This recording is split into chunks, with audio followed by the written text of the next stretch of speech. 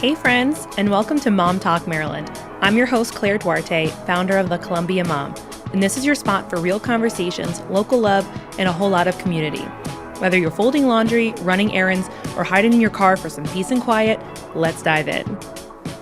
Well, let's get started. Let's do it. So today I have with us Kristen of Blooming Blossoms, and I'm so excited to have you here with us. And you know me, I love a good origin story. So can you tell us a little bit more about yourself, how you got started? Let's hear it. Sure, I would love to. So it's a fun COVID origin story. Mine too. I love that. I feel like everybody was, kind of locked down during COVID, and I was one of those people that watched an inordinate amount of TV. I was watching this show on HBO called Full Bloom. Ooh. And it's where they put together these really beautiful, inspiring floral arrangements, and then they do huge installations of flowers. Oh, that's cool. Yeah, and a friend of mine was like, well, what if we could take a class to learn how to do something like that? Aww. And I was like, you know what? That sounds like a really great idea. Yeah. And within 3 months, we had started kind of a side hustle. So I was working No full-time. way. Oh my gosh. And as a side hustle, we started just teaching, like renting out a little space for a local business who also allowed her space to be used for other like artisans and crafty people. Yeah. And so we would rent out her space a couple of times a month, and we would host these floral workshops. In the beginning, I had no experience with flowers. Yeah. So I hired wedding florists to kind of teach me and to teach the classes. That's cool. Yeah. Yeah. So that's kind of how it started, was all because I saw a TV show and I was very inspired by flowers. I'd always loved flowers. Right. As we can see, yes. I'll find a floral print anywhere I go. I love a floral print. Yes. Yeah. And then from there, it's grown from the side hustle into the full-time hustle. And it's what I do full-time now. I have a team of 3 people that work for me, and we're opening up our very first brick and mortar on September 6th. Oh my gosh. That's so cool. Like hearing that actual timeline, because that's not a lot of time. No. And was it 2020 COVID, or was it, because there's many years of COVID? Yes, yeah. So it was April of 2021, I think, as people were really excited to kind of get out of the house. Right, that's and where, just try new things. Yeah, but we were still fully masked up, and like, right. How can you not remember those days? Like, it was, oh my God, were wild times. We try to, it's like the 2-prong, like you try to forget it, and then, but it's impossible to forget. Yeah, it is. Yeah. Crazy times. Wait, that's so cool that, because I also remember, actually, I don't know if that it was COVID. I think it was actually just before COVID. I remember there was another show that was like on organizing that I remember, but I think that's when I had my daughter. I had her in 2018, so we were all like into organizing. Was it the Marie Kondo? Yes, yeah. Obsessed. Right, yeah, right. Because that's when you said TV show and you got the inspiration. I was like, remember, when that happened, we were all doing a little bit of that. Yeah. And but it's just so funny how like same experience but flowers. Yep. That's so cool. Yeah. So tell me, and what were. Well, and talking about your journey, right? Yeah. You had a full-time job. At what point, did you make the switch or realize, okay, this is really growing, like I can make the jump, make that transition? I mean, speaking even just personally, like obviously it's like the Columbia Mom, like I talk about, like, obviously I kind of same thing, started as a passion hustle, but like, these things are sometimes this like, slow burn, right? And then it's like, or you're working full time before you're ever working full time, right? Yes. And at least for me, and obviously like as a mom, like I think can be hard and scary, but I'm also really inspired when I hear other people's stories and what that journey looked like for you. I think my approach was a bit more unique than maybe taking it from side hustle to full-time hustle, because there was a gap in there that I actually stopped doing the flowers and the floral workshops, because I thought I had found what was my dream job in the corporate world. Okay. Yeah. I had this really phenomenal corporate career. I was very grateful for it. I was pretty successful. And so when this opportunity came my way for this tech job, it was in tech. Yeah. They were in the middle of raising a lot of money, and it was really enticing to me. Right. Very exciting. Where I thought, like, okay, this is my, like, the step. So I have to put this side hustle to the side. The 18 months that I was there ended up being very tumultuous and very crazy. And that's like a whole different story for a whole different day. Different podcast. Yeah. And When we build out the tech arm, we'll talk. yeah. We can No talk shade, about no that. shade. Just, yes, yeah. And so probably like 18 months into that, my husband was like, you have to quit your job and you have to go do flowers. Like, this is not healthy for you. It's not healthy for us. I basically don't even know who you are anymore. Like, I was just miserable. And he's like, you have to quit your job and you have to go do flowers full time. Like, go figure out what it means to you. Go figure out what it means for our family. And so with What a his blessing. encouragement, I was able to quit the job full time and go focus on flowers. And I did a lot more than just teaching workshops. That was about 2.5 years ago. And I started, like, I took on freelancing roles. I worked in a couple flower shops. I did some weddings. I was trying to figure out, like, how do you create a full-time business with this concept that blossomed during COVID. Oh, I love that. And yeah, so we're sitting here and we have a really large wedding business. That we do wedding florals. We have the event business, which is how you and I met through our bouquet bars. Yes. Yeah, and then now we're opening the brick and mortar to really bring back the center of community and bring back teaching, which are all the things that are really important to me. Right.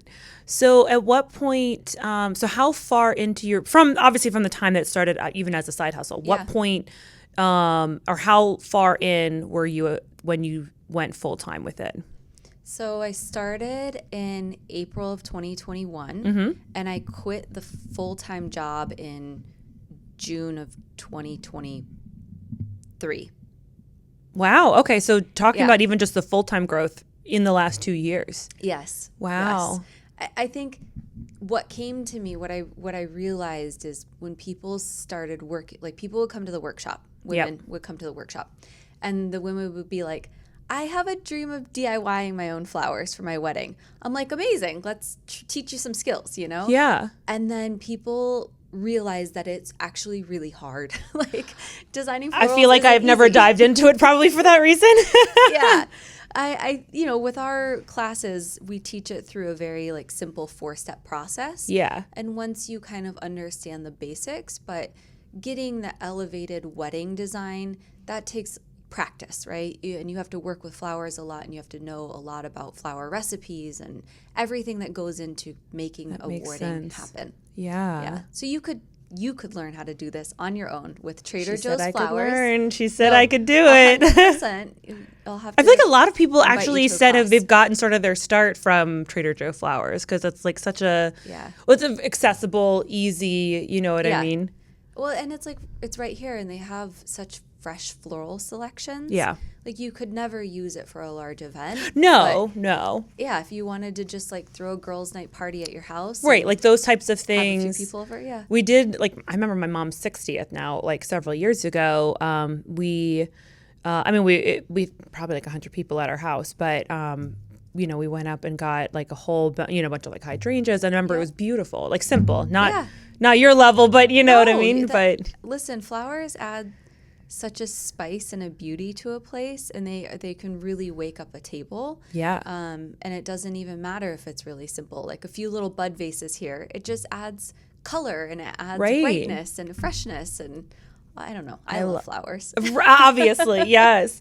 Well, and we will talk about the actual flower part of this, but I'm also like, just again, the business person. Well, I say business person with large asterisks because I'm like, I still feel like the world's biggest imposter in my own way. Yes. But every day. I'm glad because I was like, we have a very similar story and almost an identical timeline, really. Okay. I mean, even personally, you mentioned 21. 21 is when I didn't quit my other full-time job, but it was a like similar, very almost identical timeline. The lines are very blurred for me of when I went full-time because I'm like, it's happened somewhere. Yeah. You're like, I think that's when it happened. I have no idea, I just remember when somebody would ask, like, is this your full-time? And I remember clearly stating, oh, it's just a part-time thing. And then at some point I was like, oh no, this is it mentally absorbs all of me. So yes. Yes. Yeah. That is the point, that it's full time. Yep. So okay, I'm also curious. You mentioned that you obviously had a big career in tech, and we won't talk about that part but obviously you've been learning a lot about flowers and stuff. Yeah. What was your life prior to that? Like, had you taken any other flower classes, or were you just like, I've always loved flowers my whole life, I've always loved doing a little bit, or I would jump in and help my friends, like whatever. Yeah. Did you was it any of that? I had no professional experience, Sure, but I was always the girl that would buy myself flowers. Oh, yeah, and my designs back then were terrible. They weren't great, but I was proud of it because it was just like going to the grocery store, picking out all the fresh colors that you really like. Yeah. And then knowing that even cutting the stems and putting them in a vase is going to be better than buying a $20 bouquet at Safeway. Yeah. And it's just going to be a little bit more pretty and a little bit more artistic. Right. But so no, I had no formal training. All of my formal training has all been in the business world, which has benefited me greatly in going full time and going all in on the flower company. Well, and that's the part that I wanted to nerd out with you in a second, and then we'll talk more about just flowers. Yeah. But like, I kind of love that you mentioned that you didn't really start taking any class. Obviously, you were offering some classes, right? But taking classes for yourself until after you started your business. And I actually think that's such a beautiful thing for whether you're an entrepreneur, you have a side hustle or something you're interested in. I feel like the message, not that I'm saying that we're sitting and trying to send this message, but of like, you don't have to have it all figured out. You don't. You don't have to be an expert in your field. I'm saying this, do I believe it myself? I'm putting it out there, and maybe it'll come back to me. But my whole point, this is a message for everybody else. I won't listen, but everybody else can listen to this, is that no, you do not need to have a degree. No. You don't have to have the perfectly lined up business, the perfectly lined up plan. You don't need to like take all these classes. Like literally you just figure it out as you go. I mean, I'm sure you can say this too. It's hard as heck. But there's something kind of beautiful about it, because in a way, and again, I feel like this kind of makes sense because you're in the floral industry and like we're both creatives. Yes. In different mediums. Yep. Right? And so the creative brain lends itself very well to this world because we're very moldable, we're very flexible, oftentimes spontaneous, you know what I mean? So we can adapt to the business entrepreneurial world because you need a lot of those same skills, even though I have a love-hate relationship with all the things that go on with that. But that skill set, I think, applies to both ends of like the creative side and actually getting kind of businesses off the ground kind of thing. And and it's funny because at least for me with my story, like I never sought out to be an entrepreneur. And I feel like it sounds very similar to your walk of like, you just wanted to take a class. Yeah. I just wanted to be with flowers and around flowers. And once I think for me, what was really interesting, I knew that there was a lot of skills that I brought to the business. Yeah. And maybe I didn't know how to do flowers, but I had a confidence in myself that I could learn how to do flowers, to make beautiful arrangements. I just needed to find the right people to be able to teach me those skills. Yes. And so I was like, well, if I know all the things about how to start a business and like running a P&L and like doing all the business stuff, like, well, I can learn how to that's right. You did have the actual business. Sorry. I'm projecting all of my unknowings. You actually did have it figured out. No, but I didn't. It was just like, well, I've done this before, so like, why can't I do this for myself? Yes. Yeah. Yes.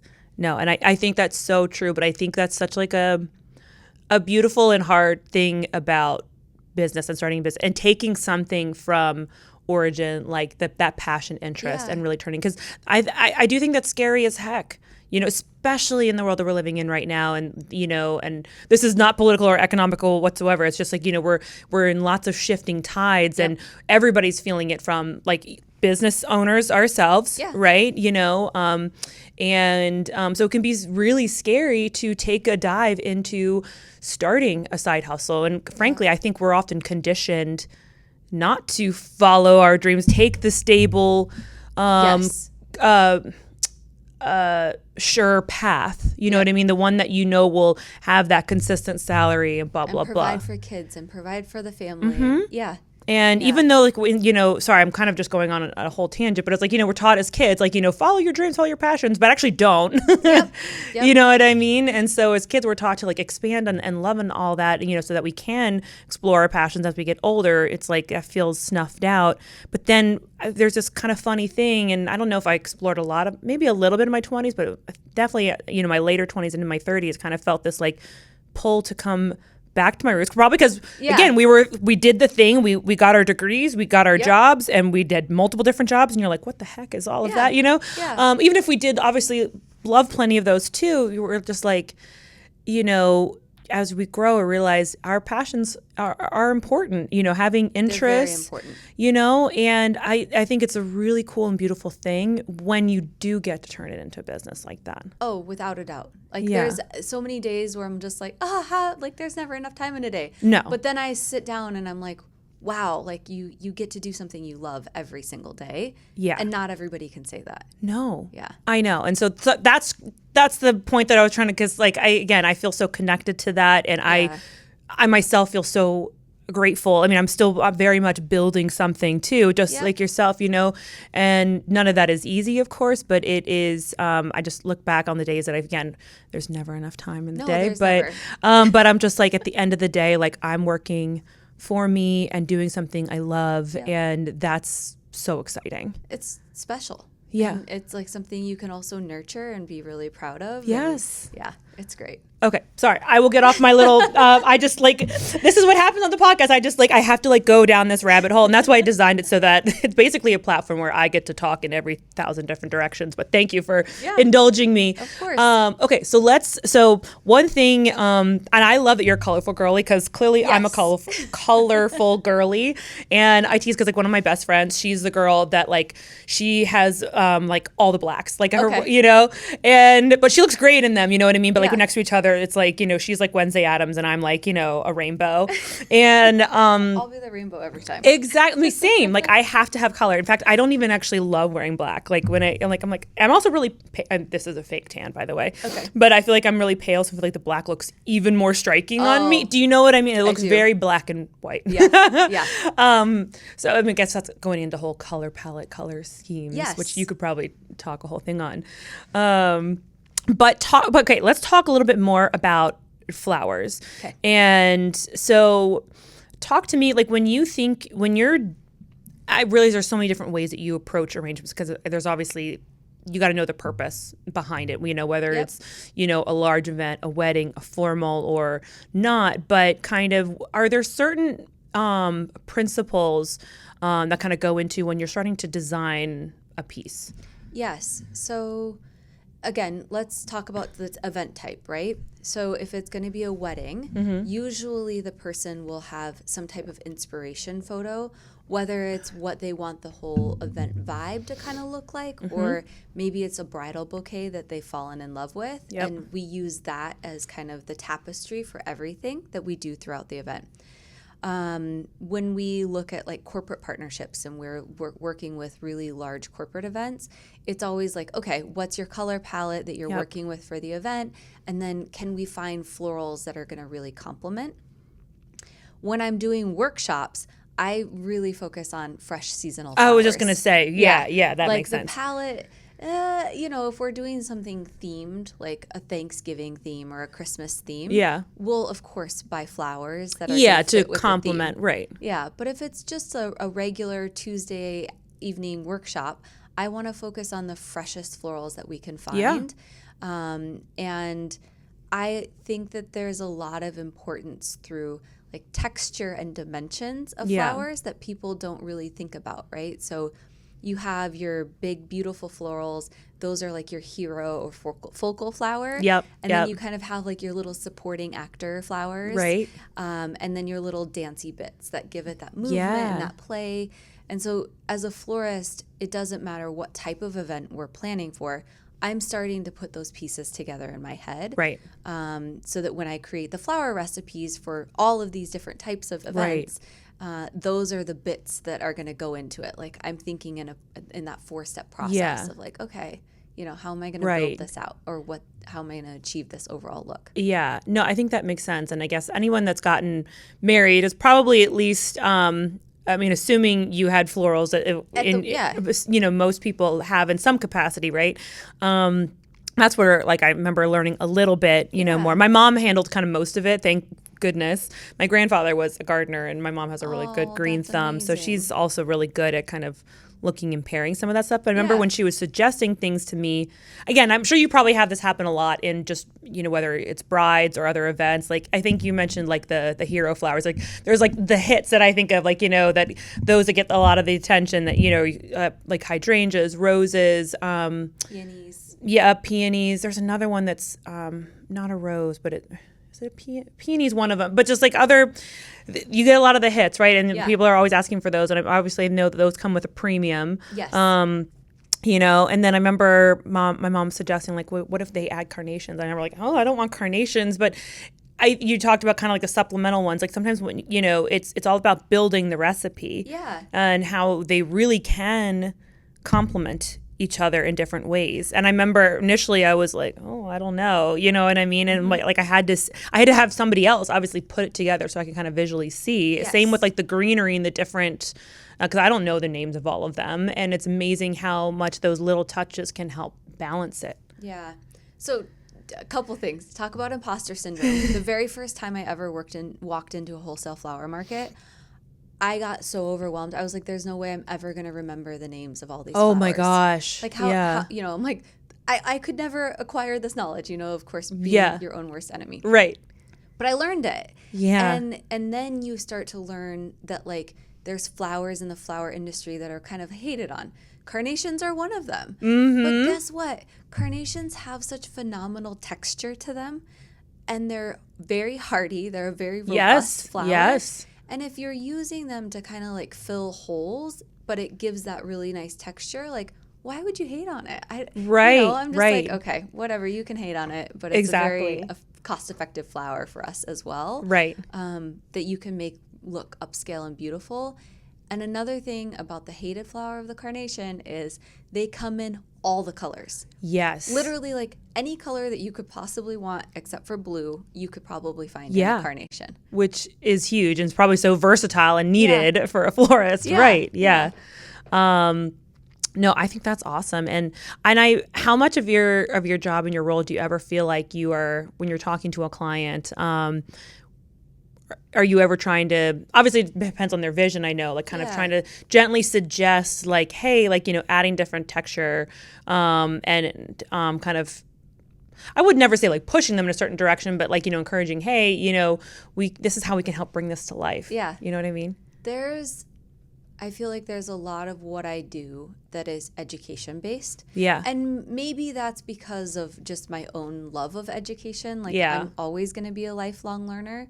And so I'm trying to teach people along the way, like, hey, you really like this, but what I think would be really nice is if we did this and this, and here's why. People are like, oh, okay, like, I can kind of see that, or like, you're the professional, I'm going to trust you, and you can run with it. I'm like, okay, thanks, I appreciate that. And then they see it and they're like, wow, this is even more beautiful than I ever imagined. Right. You could design. I'm like, oh, that's awesome. Right, a huge exactly. compliment. I know, right? I mean, and I feel like your industry specifically too, it's like, I mean, they can obviously go and see your past work and stuff like that, but I mean, I feel like, because this has been my similar thing too, is like, you have this idea in your head, or you see things on Pinterest, and obviously like seasonal stuff dictates availability, price and budget will also dictate, what you're able to source and what you're not, and all of those things.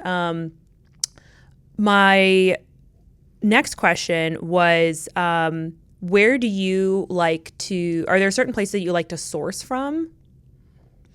Yeah.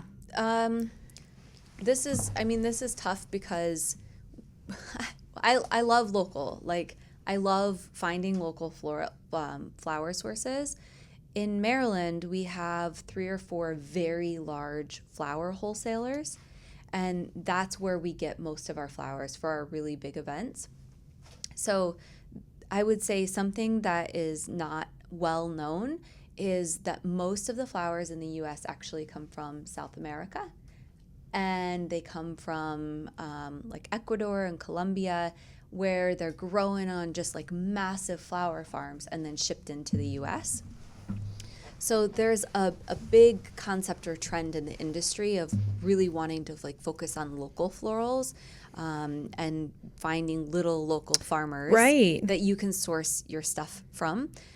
That's a little more difficult when you're doing really massive events. Yeah, because no they doubt. just don't have it growing in the quantities that we would need Right. for really big events. Right. So to answer your question in a very short way, we work with wholesalers. The Yeah. wholesalers are about 70% of the flowers are getting imported into the U.S. I mean, that makes sense. I mean, you have to, because like, especially with those size of events and, and you've probably learned about this too. I mean, I feel like I've heard, I know Maryland soil, like for instance, isn't the best when it comes to like growing grapes or, in our climate, and the same thing's going to apply to different plants and different, flowers. And then you need a lot of space, Yes. for that. There's only, for instance, so much space even in Maryland for just general crops. Yep. So that makes sense. Yeah.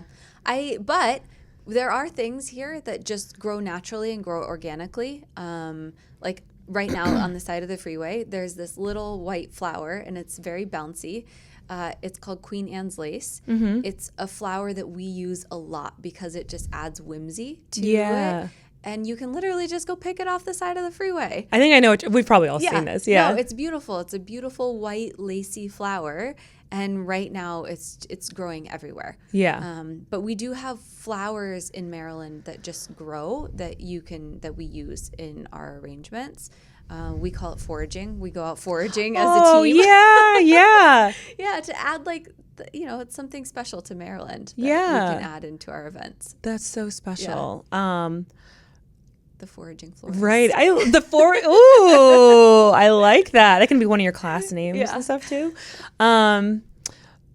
So two questions. One, what kind of tips could you maybe give? I realize that's a large question, but what kind of tips could you give to maybe moms and women when it comes to just general, if they want to just kind of pick up some tips for doing a little styling at home or, little events or like, hey, like I want to get my mother-in-law some flowers or bring my friend some flowers. Like what are some like little tips you could give us? Yeah. So the first is invest in a tiny little thing of waterproof tape. You can get them at any craft store. You can order them online. But creating a grid on the top of your I've seen vase, some of that. Yeah, it helps you so that your flowers don't just like fall over. Yeah. And it gives them more of an upright structure. Yeah. So any vase with a bigger mouth, I would usually do like 3 slices across and 3 slices the other way. Okay, 3 and 3. Yeah, I can kind of remember that. Yeah. That's the first thing. The second thing is start with greenery. So this is why I love. So you Trader build Joe's flowers. like with green first? Yeah. So you want the greenery to basically, we call it like 80s hairband. So the greenery is like what is in there holding everything in place. Yeah. So that when you go back and you start putting in your flowers, they stay where you want them to stay. Oh, wow. I did, and question, do you like lay them all out or you kind of like put them in first? So with the greenery, I guess usually we have like 2 or 3 different kinds of greenery that we'll use. And there's a little bit of magic for bigger events on how you would do it. But at home, it doesn't matter. Just get the greenery in the vase. Right. And, I'm sure bigger events, it's like you need to, well, by that point of you already have your colors and your flowers sort of selected. But if you're at home, it's kind of like, okay, like, you know what I mean? Yeah. But you could just start. Okay, so greens, tape, greens in. Okay. Make sure you strip all the greenery that could touch the water off. The greenery in the water is actually what causes bacteria in the water, and it will kill your flowers faster. Oh my God. I didn't, I mean, I've seen that. I just thought it was done because like visually it was like cleaner and easier. And I did not. What is that? Are there certain properties in the leaf or something like that? I think it just creates the bacteria. Any greenery. So even like the leaves of a rose, right? We're gonna strip off the leaves and the thorns and everything. Oh, even the thorns too? Because it causes the bacteria in the water. So you could leave the greenery in there if you're gonna give it new water every day and a new snip. Got it. Yeah. Okay. But you did that. Nobody really remembers to change their water and their flowers every day, right? Yeah. Okay, but if you take the greenery off, then you don't necessarily have to change the water every day. Nope. Okay. Nope, you don't. And a good 45-degree angle cut So Okay, I've my heard first about that. tip Yeah. is get some waterproof tape, waterproof floral tape. Mm-hmm. Second tip is have a really nice pair of snips. So we use industrial scissors and actual flower nippers. Those are also very easy to acquire at any craft store. And then make sure that you're stripping all the greens off your bottom of your stem that's going to go in the water. Yeah. Yeah. So your vase should look like an 80s hairband, just like greenery sticking out everywhere. It's a little bit wild, a little bit whimsical. You can always cut lower, but you can never make it longer. So error on the side of making it too long to begin with, because you can always go back and kind of trim down. Right. So let's just say we have a vase like this height. Yes. And I obviously they come in, you know, a lot of them have the kind of that hourglass or some are cylinder, you know.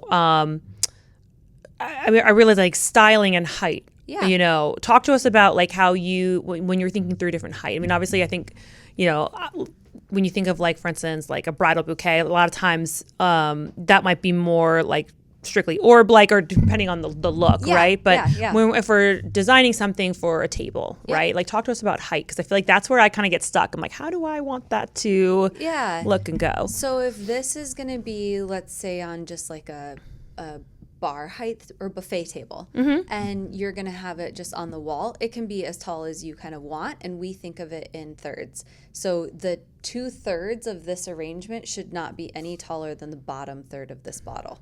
So it's basically like stacking 2 bottles on top of each other. Yeah. So this is going to be your vase, and then 2 bottles stacked on top of each other. That's going to be your height from the edge of your vase. Oh, wow. Yeah. So when you're doing like little stuff like this for a centerpiece, centerpieces are really important because you want to see over them. You know, being at a table with people means you're talking and you're engaging and you're sharing food and, you know, conversation. If this guy is here, I can't see you across the table.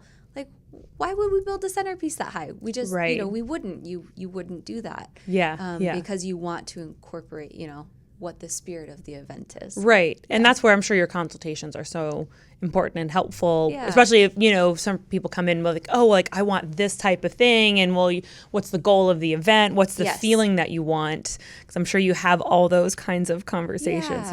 Or where I'll tell you something that happens a lot with brides is they really want to save money and they want to focus on repurposing, right? Yeah.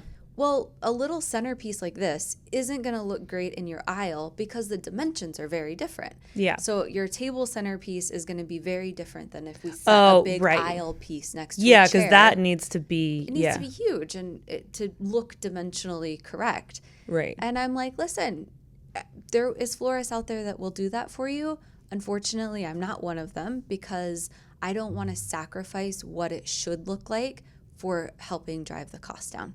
And, you know, I think that that's a kind of a tough message to hear sometimes. But when you look back at the photos, you're like, oh, that didn't belong there. Right. And I never want that to be our work, you know? Yeah. Like I want to look at the photos and be like, yeah, we crushed it. We did a really great job. Right. And that's because I stay true to things like dimension and height and textures. Well, and I actually think that's a really great and important message too that speaks to your design and your integrity and kind of going back to the creative side of things too. And I've never really thought about it that sense, but like even for me, I know that like, okay, there's certain things that I wouldn't film a certain way or just slap on Instagram just because, right? Like I'm not going to do that, right? It needs to like look and match a certain aesthetic. And I think that's really important to adhere to because, you know, it's not just like, you know, sticking to maintaining our ego, right? But it's your artistic work, and again, you want to do right by your client by making it look good. Yeah, because they're gonna have the pictures forever, you know. Right. They're not gonna remember the details. They're not gonna know the exact name of the flower I have, but they're gonna see the video. They're gonna see the photos. And that's what they're going to remember the event by. Like, that's really important to me. Yeah. For them to look back on. Absolutely. I know. Yeah. So to wrap, I'm kind of curious. Now, I realize this is going to be super seasonally dictated. Yes. But tell me about what some of your favorite flowers are. And if we have to go by season, we can do that too. Well, I mean, there's flowers that I love all times of the year. And then there's colors that I love. Like recently we've become very obsessed with the candlelight rose. The candlelight rose has this beautiful, creamy, gigantic head that opens huge. Like she's absolutely gorgeous, like a creamy yellow. So we love the candlelight rose right now. We're also loving the sushi spray rose, and it's this soft blush, almost a velvety texture of the actual head of the rose. I'm a huge fan of a Cluny ranuncula. So ranunculas are typically like 50-cent piece size. The Cluny ranunculas get huge, and they're just ruffly and beautiful, and they come in like this beautiful, gorgeous white blush color. And then seasonally, of course, like who doesn't love a peony? They're of course. Here for a good time, not for a long time. No, I think we have a peony bush at home. She's not too big, but yeah. That's another thing that just grows out here. We have them in our backyard. I'm like, wow, this is crazy. Like, it just grows. I love it. Right, I know. And then, of course, the dahlias. Dahlias are the fall flower. Yeah. They're a much hardier flower than the peony. They come in so many different colors and shapes and textures, but they're such a great flower. Expensive, but they're absolutely stunning. Right. It's so true. Yeah. I know we have, funny enough, I'm just thinking about like, we have a big hibiscus plant. Okay. It's massive, and it's so funny. I remember like, every year they like clean it up, and she goes down to like nothing, and then she's like back up here again. I'm like, they grow so fast. And then she's massive, and I was like, are you sure that they didn't just like kill her? And she just gets right back to it, and she keeps blooming. Like, I mean, obviously during this season, and I mean, one of our hydrangea bushes, or two of our hydrangea bushes, are really well placed. The other one's in the shade. She clearly likes to be more in the sun. So those two are kind of like by our patio edge. So I love seeing those, and I love hydrangeas, which they're mostly hardy. They'll hang around a good amount of the summer. No, they will. Yeah. And even when you let the heads kind of start to die on the bush, you can still use them in designs because they're not dead. They're just becoming a little more like antique. Yeah. And you can still use them. So if they're probably green or something, if you leave the head on the bush throughout the fall, they're going to get a little bit more crunchy. Right. But you can still use those in fall arrangements. That's cool. Yeah. I didn't even think, because then you're kind of getting into more of your, what would you call it? I guess I say like harvest colors, but like some of those rust, like your beige, those different color styles. Go cut them off and put a whole bunch in a vase, and they'll last. Yeah. Yeah. Oh my gosh, I love that. Well, okay, final question. Do you have a favorite project that you've worked on, and what was that? Or what did it entail? Yeah. Favorite project.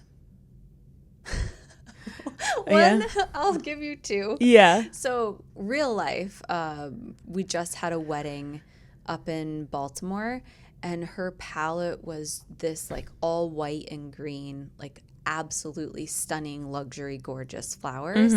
That was really fun for me and my team because it wasn't a lot of stems of florals, and so you had to really make it very elevated based on the type of floral that we were working with. Yeah. So we used a lot of orchids, we used a lot of calla lilies. Wow. Yeah, so very upscale, beautiful flowers that you like are showstopper flowers. Yeah. And when we walked out of the ballroom, we were like, we did this. We transformed this ballroom to look like this. Flowers really do make, we didn't get married in a ballroom. I remember feeling like, I don't want to be in a ballroom. You know what I mean? No. But they can really transform a space. They can. Because you walk in the ballroom and you're like, wow, this is really pretty. Like there's a pretty chandelier and a pretty artwork and, pretty things. But when you get the tables set and you have the silverware and the glassware, and then you come through with all of the candles and all of the florals, like that's what adds that chef's kiss to the table. Right. It really brings in like the mood, the warmth. Obviously helps create, set the tone, the setting. I mean, obviously, like, natural things like, earth elements. Yes. We all need them and like we crave them, right? My husband just sent me an article about, which we all know, right, is that, we as humans like all need to be by like, earth, things like water, how we all feel better. But the article mentioned even just being in green spaces, right? Yes. Like, obviously, I think we have an even greater amount of like dopamine, when we're next to water, but just even green spaces. But it's hinting at just natural elements and why we are meant to obviously not live 100% outside, but to like the concept of like go outside and be outside, or conversely bring some of those elements inside, like have and have plants indoors, and which I know is house plants is kind of a whole nother topic. I'm a houseplant girl. I didn't even have to ask. I meant to ask earlier, and when we were talking about like what got you, I was like, she definitely was a houseplant girly, or is a houseplant girly, like before all of this. Funny enough, when I built my podcast studio, because again, I had a friend that is really good with like interior design, and I use like Chat GPT to like help design the space, and I'm putting together, and I was like, can you do my shelves for me? Because I was like, these are some of the things that here's some of the stuff I bought. Or, do it for me. Collected, or things that are special to you, mementos. Yeah. You have that incorporated. Right. And so, but she was the one, and I feel like you'd appreciate this. Or maybe I need to introduce you guys. Yeah, it sounds like we need to be introduced. But she was like, you need greens. And she, again, was pushing for real over artificial. But she was we used a little mix of both. Okay. Because I was like, I don't have a green thumb. I was like, my husband does, but I was like, I don't know that I'm like super good with that. But after designing it, I was like, I ended up buying, don't even ask me what it is, but it's she's like this big, and I haven't killed her, and she's been up there since like April. I mean, so I bought her because I knew that she was going to be a hardy plant, and I was like, I need one that I won't kill, kind of thing. And then but now it's kind of like got me itching for more. But anyways, it's just this idea of like, those elements, like kind of literally breathe a little bit of life into that space, and the realness of it just softens it so much more than, we have these little artificial elements, but it is really cool how you can balance those things. One of my favorite things about teaching workshops is usually they're around like 6:30 at night. Mm-hmm. And so people are like getting off of work, and there's a buzz about the room, and people are chatting, and then we sit down to start the actual workshop and just going through like the 4-step process of how to build the design. And then as soon as the people start working with the flowers, with the greenery, with the flowers, there is this hush and this calm that goes over the room. Wow. And by the time that we're done, people are like, that was the most relaxing 90 minutes. It's almost like getting a massage, but it's like a little massage for your soul, because you're learning something. Right. But you're working with a fresh product, and you're so proud of what you built by the time it's over. Yeah. It's absolutely one of my favorite things about teaching a workshop. It's just this calm, and people are like, that is so cool. Wow, I love this. It's like, I feel like it's like a brain scratch that you didn't even know you needed. Nope. You know what I mean? Because it's just the incorporation of working with natural elements, even if you are indoors, you know what I mean? And just, it's coupled with even if you're not a creative, you're using that creative side of your brain, and which I think is important. Obviously we'll say that, but it is important. It Yeah. is even for those that aren't, like, we need. Well, I guess we could also argue that I need to use the executive functioning part of my brain too. But we do that on a daily basis, right? By taking care of everything else that we take care of. Like it's never not being used. But that's important. So well, that's awesome. Well, listen, thank you so much for your time for being on here today. I feel like I'm the principles. Waterproof tape. Yep. Waterproof floral tape. Waterproof floral tape. Yep. 3x3 grid. 3x3 grid. Greens first. Yep. Height. Well, which I realize can dictate whatever you want it to be, but start taller before you go shorter. Also, always think of it in rules of thirds. So you're never going to go any higher than 2/3 higher than this. Yep. So, threes. Yep. Is really important in floristry. I like that. Oh, and taking the greens off the stem. Yep. Obviously shopping local, supporting local. Local, foraging is so great. That. We can do a lot of foraging here in Maryland. Just be careful of local rules. Right. Don't just like, Don't go cut out there, people's but don't bushes go. down. Right, exactly. I know. Don't Yeah. take my flowers from, Yeah. but my backyard is also a fence. So, Yeah. well, Trader thank you. Joe's, yeah. Right, exactly. things.